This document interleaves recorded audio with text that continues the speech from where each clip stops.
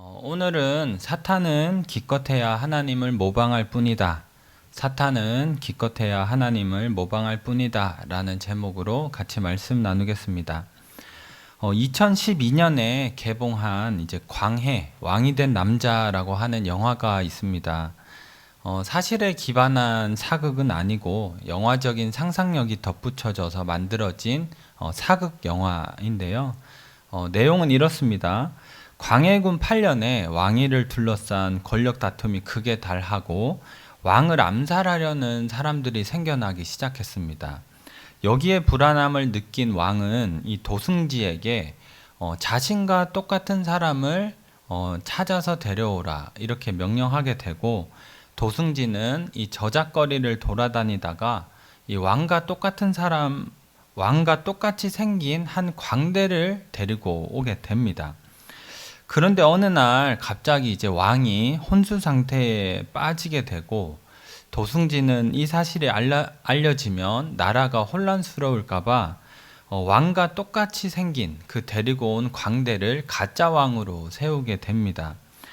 이 사실을 모르는 사람들은 가짜 왕이 진짜 왕처럼 보인다는 이유로 두려워하죠. 가짜 왕을 두려워합니다. 그러나 이 모든 사실을 알고 있는 도승지는 두려워하겠습니까?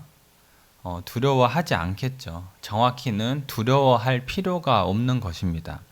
왜냐하면 가짜 왕이 아무리 왕처럼 보인다고 해도, 왕의 옷을 입고 왕의 행동을 하면서 왕의 행세를 한다고 해도 사실은 저작거리에서 데리고 온 그 가짜에 불과하다는 것을 알기 때문에 정확히는 두려워할 필요가 없다는 것입니다. 사탄도 마찬가지입니다. 요한계시록에서 이 사탄에 대해서 알려주는 핵심 중에 하나는, 사탄은 기껏해야 진짜 왕이신 하나님을 흉내내는 모방꾼에 불과하다는 것입니다. 이러한 사탄의 본질을 우리가 이해를 한다면 성도는 사탄을 두려워할 필요가 없는 것입니다. 아무리 대단하게 보이고 아무리 그가 세상의 왕처럼 보이고 심지어 하나님처럼 보인다고 해도 그렇게 보일 뿐이지 사탄은 진짜가 아니기 때문이죠. 이것을 프랑스의 인류학자이자 철학자인 이 르네 지라르라고 하는 사람은 이렇게 얘기를 했습니다. 사탄의 왕국은 하나님의 왕국에 대한 서툰 모방이다. 사탄은 하나님의 모방꾼이다 라고 했습니다.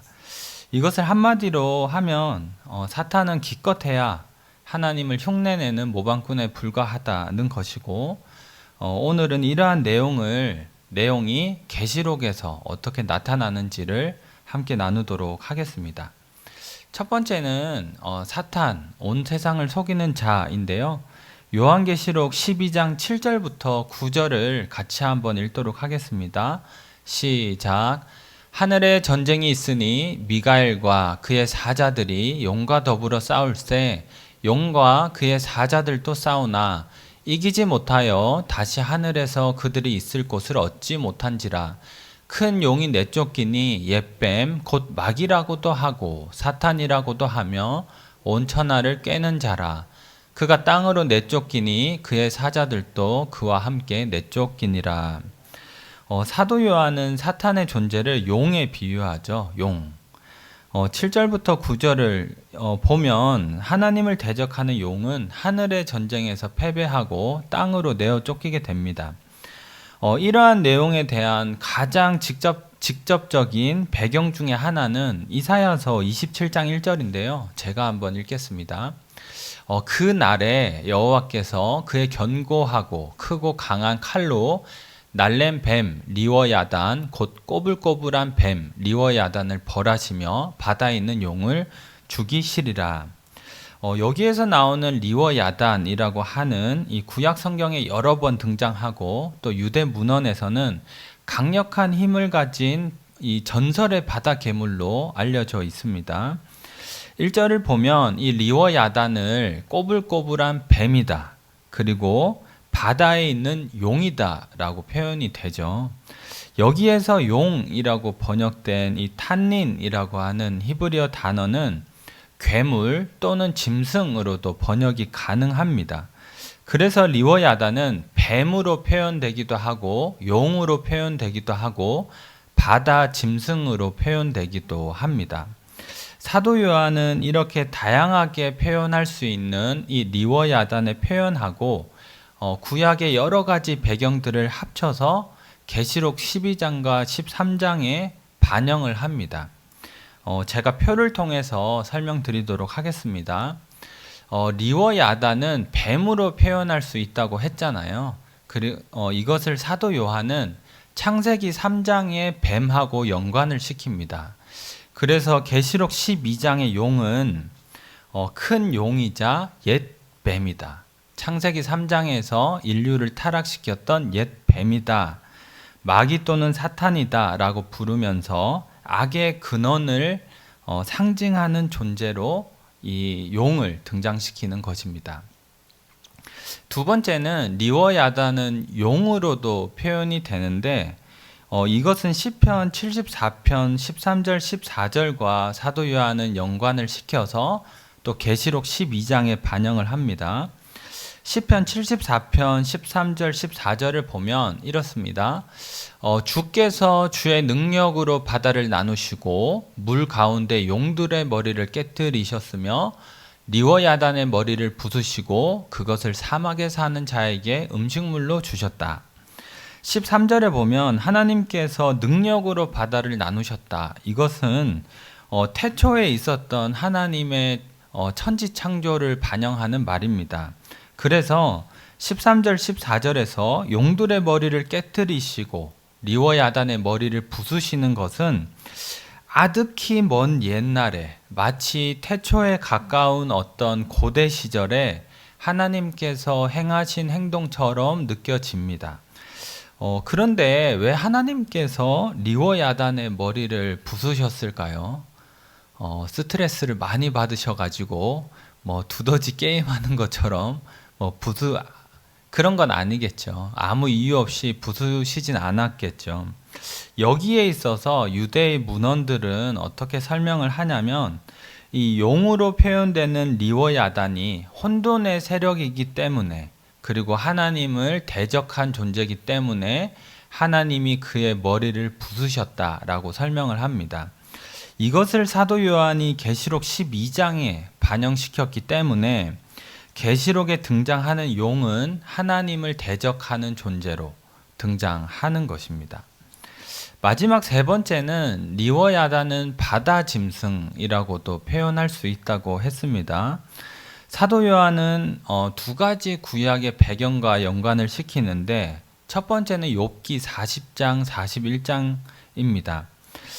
근데 그 전에 창세기 1장 21절을 잠깐 보면 하나님이 큰 바다 짐승들과 물에서 번성하여 움직이는 모든 생물을 종류대로 창조하신 이것이 다섯 번째 날이거든요. 여기에서 큰 바다 짐승 이것도 아까 탄닌이라고 하는 그 용으로 표현할 수 있다고 했던 단어의 복수형입니다. 그래서 이제 유대 문헌에서는 이 리워야단이 하나님께서 다섯 번째 날에 창조하신 여러 바다 짐승들 중에 하나다라고 이해를 합니다. 그리고 이때 하나님께서는 베헤못이라고 하는 또 다른 바다 짐승도 만드셨는데 이 베헤못은 나중에 땅에서 살게 되었다라고 합니다. 이렇게 이해를 하는 이유는 구약 성경에서 베헤못과 리워야단이 함께 쌍으로 등장하는 경우가 많기 때문입니다. 그것이 욥기에 나오는데요. 욥기 40장 15, 19절에 보면 이제 소같이 풀을 먹는 베헤못을 볼지어다 그것은 하나님이 만드신 것 중에 으뜸이다.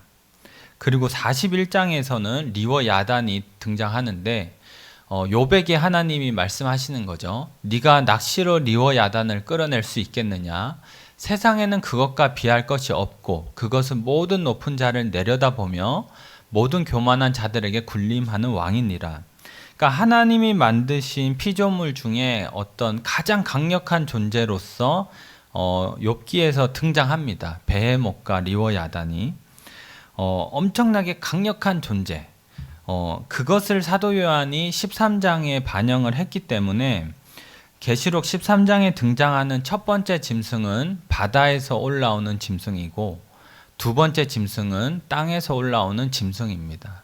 그래서 베헤못과 리워야단을 사도 요한이 반영을 시킨 것이죠. 강력한 존재의 어떤 쌍으로 반영을 시킨 것입니다. 그리고 또 바다 짐승이라는 표현은 이 다니엘서하고도 연관이 있는데요. 다니엘서 7장에 보면 이렇게 되어 있습니다. 큰 짐승 넷이 바다에서 나왔는데 특히 네 번째 짐승에 관하여 다니엘이 확실히 알고자 하니 머리에 10뿔이 있고 내가 본즉 이 뿔이 성도들과 더불어 싸워 이겼다라고 합니다. 다니엘서 7장에는 바다에서 큰 짐승 넷이 나오는데 그 중에 네 번째 짐승이 머리에 10뿔이 있고 하나님을 대적하고 성도들과 싸웠다. 사도 요한이 이것을 또 계시록 13장에 반영을 하죠. 그래서 바다에서 올라온 이 첫 번째 짐승은 10뿔을 가지고 있고 하나님을 비방하고 하나님의 성도들과 싸워서 이기는 모습을 보여줍니다. 좀 복잡하죠. 그렇지만 정리하겠습니다.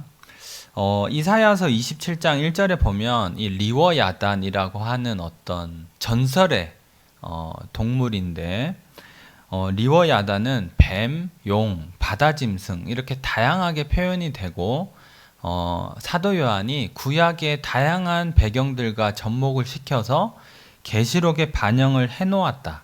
이렇게 이해를 하시면 될 것 같습니다.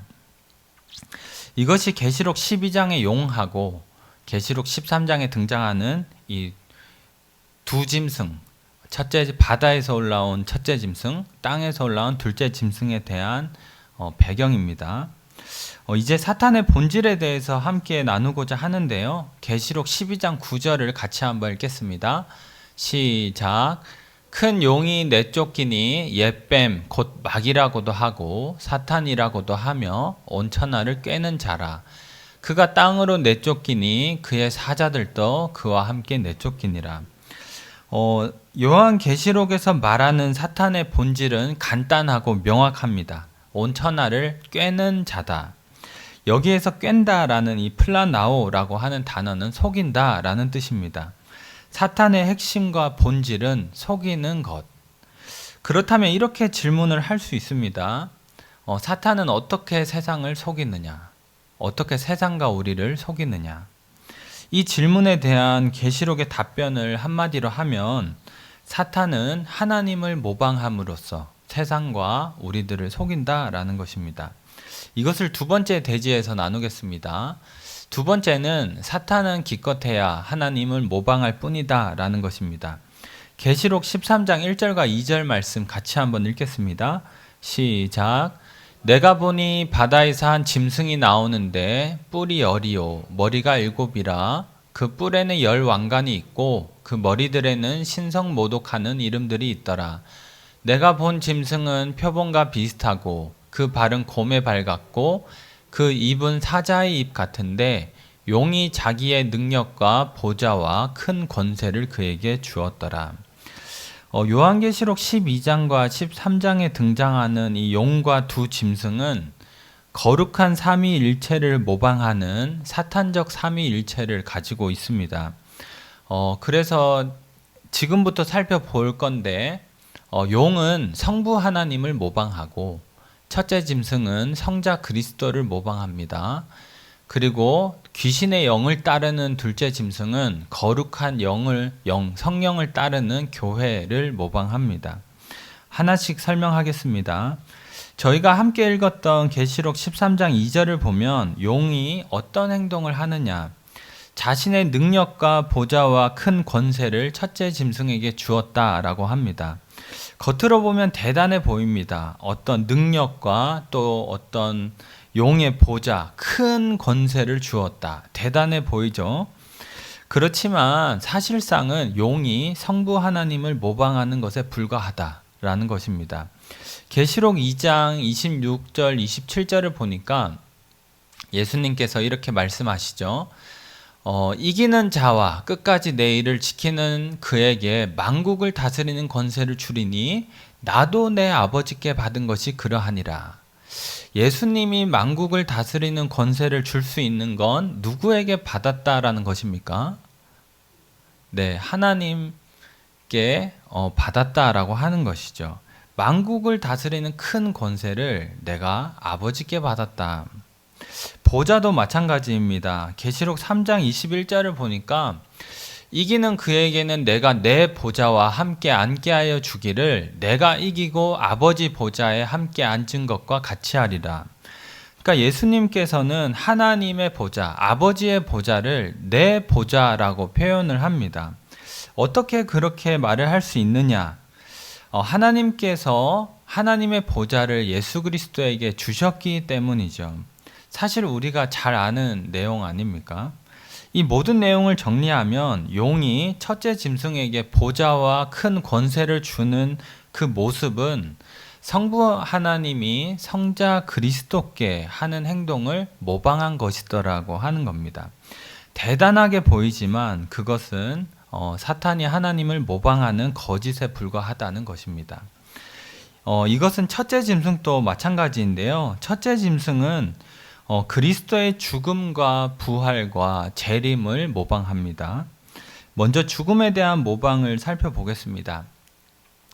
요한계시록 13장 1절부터 3절에 보면 이 첫째 짐승을 묘사하는데 이렇게 묘사를 합니다. 내가 보니 바다에서 한 짐승이 나오는데 그의 머리 하나가 상하여 죽게 된 것 같다. 여기에서 죽게 된 것 같았다라는 이 헬라어 문구가 이 호스 에스파그메논이라는 단어입니다. 근데 이 단어가 정확히 계시록 5장 6절에서 그리스도의 죽음을 묘사하는 단어와 같다는 것입니다. 계시록 5장 6절에 보면 내가 또 보니 한 어린 양, 예수 그리스도죠. 한 어린 양이 서 있는데 일찍이 죽임을 당한 것 같더라. 여기에서도 죽임을 당한 것 같더라는 이 단어가 이 호스 에스파그메논입니다. 한마디로 첫째 짐승은 그리스도의 죽음을 모방하는 거다라고 하는 것이죠. 그리고 두 번째는 그리스도의 부활도 모방합니다. 계시록 13장 14절에서 이 첫째 짐승이 칼에 상하였다가 살아난 짐승을 위하여라고 표현합니다. 근데 이건 역시도 그리스도의 살아나심, 부활을 하는 단어와 같습니다. 에제센이라고 하는 단어인데요. 계시록 2장 8절에서도 그리스도를 표현할 때 죽었다가 살아나신 이가, 여기에서 살아나신 또 에제센, 같은 단어입니다. 죽음을 모방하고 부활도 모방하고, 그리고 마지막으로는 그리스도의 재림까지도 모방하려고 합니다. 이거는 설명이 조금 더 덧붙여져야 하는데 첫째 짐승은 계시록 17장에서도 등장을 하거든요. 계시록 17장 8절에 보면 이 첫째 짐승을 또 이렇게 묘사합니다. 이전에 있었다가 지금은 없으나 장차 나올. 그러니까 과거의 모습, 지금의 모습, 미래의 모습, 이렇게 삼중 묘사를 하는 것이죠. 이전에 있었다가 지금은 없으나 장차 나올 짐승. 근데 이것은 성부 하나님을 묘사하는 삼중 묘사로 가장 많이 사용이 되거든요. 계시록 1장 8절에 보면 곧 전능하신 이여, 여기서 하나님이죠.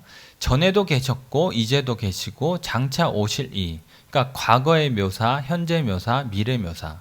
그러니까 단어들이 정확히 다 일치하는 건 아니지만 이 삼중 묘사를 한다는 유사성을 보고 우리가 모방을 하는구나라는 것을 알 수가 있는 겁니다.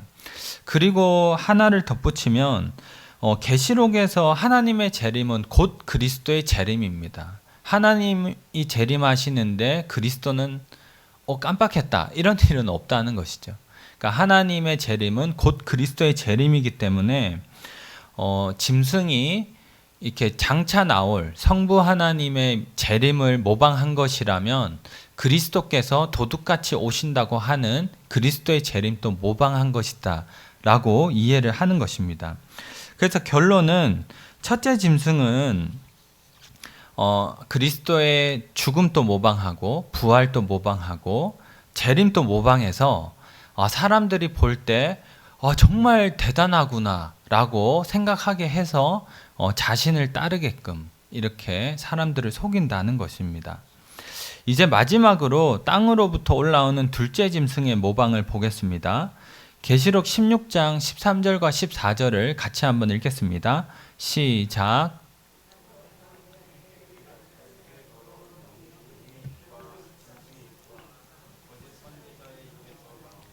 그들은 귀신의 영이라.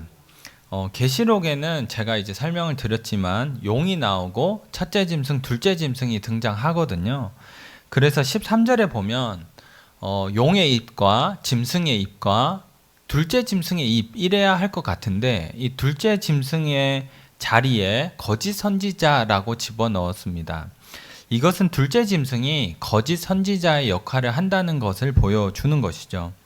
그리고 13절을 다시 보면 거짓 선지자인 둘째 짐승의 입에서 개구리 같은 더러운 영이 나오는데 14절에서 그들은 귀신의 영이다. 다시 말하면 둘째 짐승의 정체는 귀신의 영을 따르는 거짓 선지자라는 것입니다. 이러한 이해를 가지고 계시록 13장을 다시 읽어보면 이 둘째 짐승이 하는 행동을 잘 이해할 수가 있습니다. 계시록 13장 11, 12절을 보면 내가 또 봄에 또 다른 짐승이 땅에서 올라오니, 땅에서 올라오는 건 둘째 짐승입니다. 어린 양같이 두 뿔이 있고 용처럼 말을 하더라. 그가 먼저 나온 짐승, 첫째 짐승의 모든 권세를 그 앞에서 행하고 땅과 땅에 사는 자들을 처음 짐승에게 경배하게 하니 곧 죽게 되었던 상처가 나은 자니라. 둘째 짐승의 모습은 마치 어린 양 그리스도처럼 보이지만 이것도 속이는 것이죠. 그렇게 보이지만 실제로는 용처럼 말을 하고 사람들을 첫째 짐승에게로 경배하게끔 합니다. 다시 말해서 그리스도를 모방함으로 사람들로 하여금 첫째 짐승을 따르게끔 한다는 것입니다. 이러한 둘째 짐승의 모습은 성령, 거룩한 영, 귀신의 영을 따르는 그들과 다르게 거룩한 영을 따르는 교회의 모습을 모방하는 것인데요. 계시록 11장 3, 4절을 보면 내가 나의 두 증인, 여기에서 두 증인은 교회입니다.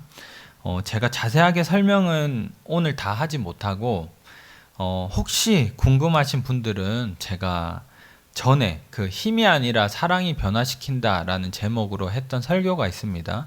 거기에서 이제 두 증인이 왜 교회인지 좀 자세하게 설명했으니까 그걸 좀 참고하시고 오늘은 두 증인은 두 교회다 라고만 설명하겠습니다.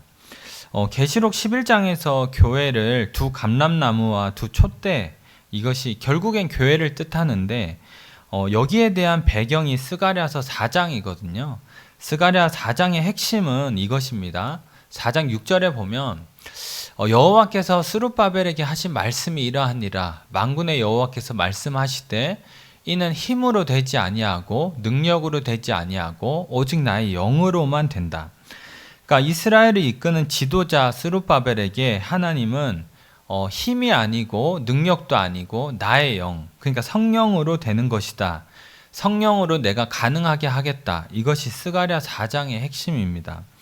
이것이 계시록 11장에 적용이 되기 때문에 계시록 11장에 등장하는 두 증인, 다시 말해서 교회죠. 하나님의 증인의 역할을 하는 교회가 거룩한 영, 성령을 따라 증언할 때 성령이 일하시고 성령이 가능하게 하신다라는 의미가 담길 수 있는 것입니다. 핵심은 귀신의 영을 따르는 둘째 짐승은 사람들을 첫째 짐승에게로 인도하지만 거룩한 영, 성령을 따르는 교회는 사람들을 하나님께로 인도하더라는 것입니다. 여기까지 정리를 다시 한번 하면 이제 사탄적 삼위일체죠. 용과 첫째 짐승, 둘째 짐승은 하나님의 거룩한 삼위일체를 모방하더라. 그리고 사도 요한은 그것을 계시록에서 폭로를 하고 있는 것입니다. 그들이 대단하게 보이지만 그거 다 가짜야. 그거 다 하나님을 모방한 것에 불과해. 겉으로만 대단하게 보이는 거지 흉내내는 다 가짜야. 이렇게 사도 요한이 알려주는 것입니다. 이 외에도 사실은 뭐 몇몇 군데가 등장합니다. 하나님께서 약속하신 새 예루살렘이 보석으로 꾸며져 있잖아요. 그렇지만 사탄 역시 사탄이 약속하는 바벨론도 보석으로 꾸며져 있습니다. 그리고 계시록 19장의 그리스도는 원수들의 피를 흘리고 있는데 계시록 17장의 음녀는 성도들의 피를 흘리고 있습니다. 그러니까 사탄의 모습들이 막 굉장히 뭔가 자기의 혼자서 이렇게 독단적이고 떨어져 있는 그런 행동들이 아니라 사실 따지면 따져볼수록 다 하나님을 따라하는 것이더라 하는 것을 이제 알 수 있고, 사실은 가짜기 때문이죠. 자기 자신이 내세울 것이 없기 때문에, 자기 자신 자체가 너무 초라하기 때문에 하나님을 따라해서 대단해 보이고 그렇게 보여서 사람들을 속이려고 하는 것입니다. 여기까지만 내용을 두 번째 대지는 여기까지 나누고, 더 나누면 내용이 너무 많아질 것 같아서 제가 여기까지로 줄였습니다. 핵심은 명확합니다. 사탄의 본질은 속이는 자더라. 사탄은 하나님을 모방하고 흉내 내므로써 사람들을 속입니다. 서론에서도 이야기했지만 그 가짜 왕의 정체를 모르는 사람이야 왕처럼 보이니까 두려워하겠지만, 가짜 왕의 정체를 아는데 뭐 이렇게 뭐 왕의 옷을 입는다고 뭐 그게 두렵겠습니까? 그냥 저작거리에서 데리고 온 광대에 불과한데 그가 이렇게 뭐 왕의 의자에 앉아 있는다 그래가지고 뭐 그게 왕처럼 보이겠습니까? 그러니까 왕처럼 보여도 가짜는 가짜다라고 하는 것이죠. 사탄도 마찬가지라는 것입니다. 대단하게 보이고 막 아까 보셨잖아요. 막 자기의 뭐 보좌를 주는 것 같고 큰 권세가 있는 것 같고 막 죽었다가 다시 살아나는 것 같지만 그 다 가짜라는 것입니다. 그래서 사탄이 아무리 그럴듯하게 보여도 우리는 무엇을 따라가야 하느냐? 진짜이신, 진짜 왕이시고 우리에게 진짜 새 소망을 주실 하나님을 붙잡고 가야 한다는 것이죠. 그래서 예수님께서는 이렇게 말씀을 하셨습니다. 마태복음 10장 28절을 보니까 몸은 죽여도 영혼은 능히 죽이지 못하는 자들을 두려워하지 말고 오직 몸과 영혼을 능히 지옥에 멸하실 수 있는 이를 두려워하라. 그러니까 무엇을 진짜 두려워해야 되는지 알아야 하지 않겠느냐. 그리고 반대로 얘기를 해보면 우리가 진짜 소망해야 되는 것이 무엇인지 알고 진짜 왕이 누구신지 알고 섬겨야 하는 거 아니겠느냐. 우리가 정말 두려워해야 할 분은 사실 사탄이 아니라 하나님이시죠. 맞죠? 사실 막 사탄 뭐 이렇게 제가 계시록 공부 뭐 엄청 깊이 한 건 아니고 제가 혼자서 뭐 조금씩 했는데, 사실 계시록은 뭐 사람들이 뭔가 이렇게 좀 신비스럽게 보잖아요. 그리고 막 또 읽다가 보면 뭐 짐승의 표니 뭐니 이러면 막 제가 어릴 때 이렇게 막 두려워했었거든요. 막 대단한가 봐. 막 두려워하고. 근데 가만히 제가 이번에 공부를 하면서 또 설교 준비를 하면서 생각해 보니까 진짜 두려워해야 할 분 따로 있는데, 우리가 진짜 왕으로 섬겨야 하는 분 따로 있는데 너무 이 사탄에 대해서 두려워하는 것 아닌가. 근데 가만히 생각해 보면 우리가 몰랐기 때문에, 사실은 대단한 게 없어서 하나님을 모방하고 흉내내는 그것을 몰랐기 때문이라고 한편으로 생각을 합니다. 진짜 왕을 섬기죠. 저희는 진짜 왕이신 하나님의 백성인데, 그러니 우리가 사탄을 두려워하지 말고 왕의 백성답게 담대하게 믿음을 가지고 살아갔으면 좋겠습니다. 마지막 세 번째는 속지 마라. 비슷해 보이나 끝이 다르다입니다. 두 가지로 나눌 텐데요. 첫 번째는 사탄의 나라는 스스로 자멸한다는 것입니다. 계시록 17장 7절과 12, 13절 제가 조금씩 잘라왔는데 그래도 같이 한번 읽겠습니다. 시작. 내가 여자와 그가 탄 7머리와 10뿔 가진 짐승의 비밀을 내게 이르니라. 내가 보던 10뿔은 10왕이니 그들이 한 뜻을 가지고 자기의 능력과 권세를 짐승에게 주더라. 계시록 17장 7절에 이 여자는 음녀 바벨론인데요. 음녀 바벨론은 10뿔 가진 짐승, 저희가 아까 봤죠. 첫 번째 짐승, 이 열뿔이 있는 짐승을 타고 있습니다. 그리고 열뿔은 또 열왕인데 열왕이 한 뜻을 가지고 자신의 능력과 권세를 짐승에게 주더라. 그러니까 열왕도 한 뜻으로 짐승에게 권세를 주고 또 그 짐승은 여자 음녀 바벨론을 태우고 있고, 그러니까 상상을 하면 뭔가 좀 이상하지만 핵심은 그들이 굉장히 하나처럼 보이더라. 이 사탄의 어떤 나라, 이 사탄의 어떤 연합이 센데 뭐 이런 너무 강력한데 뭐 이런 것처럼 느껴진다는 것이죠. 그러나 한순간에 사탄의 나라는 무너지는데 그것도 스스로 자멸하게 됩니다. 계시록 17장 16절에 보면 내가 본 바, 아까 봤죠. 열뿔과 짐승이 등에 타고 있는 음녀를 갑자기 미워하더니 망하게 하고 벌거벗기고 살을 먹고 불태우더라. 그러니까 하나님이 뭔가 막 망해라 이런 뭐 이렇게 막 뭐 멋진 크고 큰 칼 뭐 이런 게 아니고 하나님이 뭘 하지도 않으셨는데 그들이 스스로 자멸한다라고 하는 것이죠. 사실 이제 상상을 해보면 좀 기괴한 장면이긴 합니다. 어떤 열뿔이 있는 짐승이 막 이렇게 음녀를 벌거벗기고 막 살을 먹는, 사실은 좀 기괴한 장면이죠.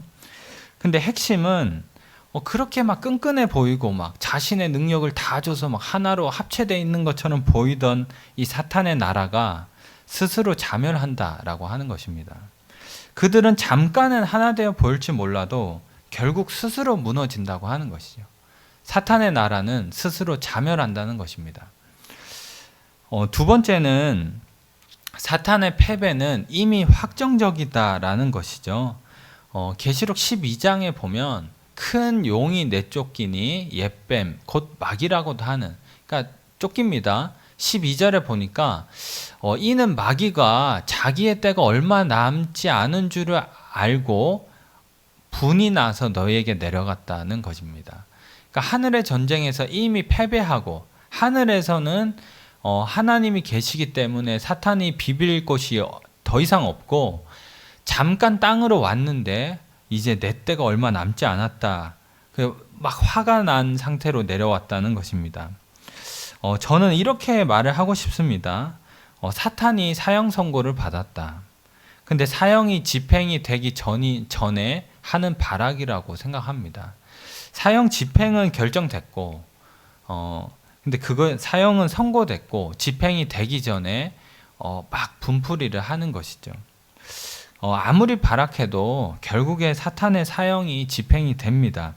계시록 19장에 보니까 이 만왕의 왕 대신 예수 그리스도께서 첫째 짐승과 둘째 짐승을 불못에 던져서 심판하고 또 나머지 짐승을 따르는 자들을 벌하십니다. 그리고 20장에서는 이 천사가 무정행의 열쇠와 큰 쇠사슬을 가지고 와서 이 옛 뱀이자 용 사탄을 잡아서 1000년간 결박을 합니다. 그리고 잠시 풀려나는 것처럼 느껴지지만 결국에 사탄도 짐승들처럼 불못에 던져집니다. 20장 10절 저희 같이 한번 읽겠습니다. 시작. 또 그들을 미혹하는 마귀가 불과 유황못에 던져지니 거기는 그 짐승과 거짓 선지자도 있어 세세토록 밤낮 괴로움을 받으리라. 사탄의 모든 발악에도 불구하고 결국 사탄은 심판을 받습니다. 이것이 사탄이 정해진 운명이자 사탄의 마지막 모습입니다. 그러니 사탄이 아무리 대단하게 보인다 하더라도 우리가 거기에 속지 말고 하나님을 굳게 붙잡고 살아가는 저희가 되길 바랍니다. 이제 결론을 맺겠습니다.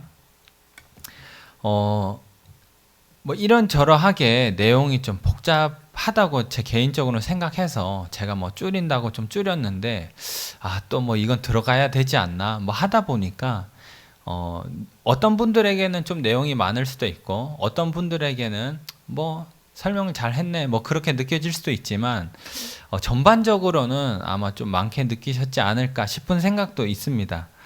그러나 핵심 한 가지는 가지고 갔으면 좋겠는데 오늘 설교의 제목처럼 기껏해야 사탄은 하나님을 모방하는 존재에 불과하다는 것. 그래서 우리가 정말 두려워해야 할 것은 이 사탄이 아니라 하나님이시고 진짜 왕이신 하나님을 따라가는 것이 하나님의 백성이 해야 될 일이다라는 것입니다. 결국에 사탄의 나라는 자멸하고 심판받습니다. 그리고 사탄의 나라가 무너진 자리에서 하나님의 나라가 완성이 되죠. 이미 시작된 나라가 완성이 되는 것입니다.